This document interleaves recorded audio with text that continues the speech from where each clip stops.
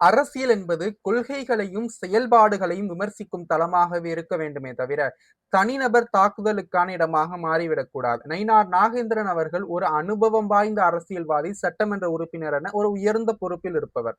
அப்படிப்பட்ட ஒரு பொறுப்பான இடத்தில் இருப்பவர்கள் பேசும் ஒவ்வொரு சொல்லும் சமூகத்தில் பெரிய தாக்கத்தை ஏற்படுத்தும். தமிழக வெற்றி கழகத்தினுடைய தலைவர் நடிகை விஜய் அவர்கள் இன்று ஒரு அரசியல் கட்சியின் தலைவராக தன் பயணத்தை தொடங்கி இருக்கிறார். அவர் மீது விமர்சனங்கள் இருந்தால் அதை அரசியல் ரீதியாகவோ அல்லது கொள்கை ரீதியாகவோ முன்வைப்பதில் யாருக்கும் மாற்று கருத்து இருக்க முடியாது. ஆனால் அவரை தனிப்பட்ட முறையில் தரம் தாழ்ந்த சொற்களால் விமர்சிப்பது என்பது ஏற்றுக்கொள்ள முடியாத ஒன்று. நம் முன்னோர்கள் நமக்கு கற்றுக் கொடுத்த அரசியல் நாகரிகம் என்பது எதிரியையும் மதித்து பேசுவதுதான்.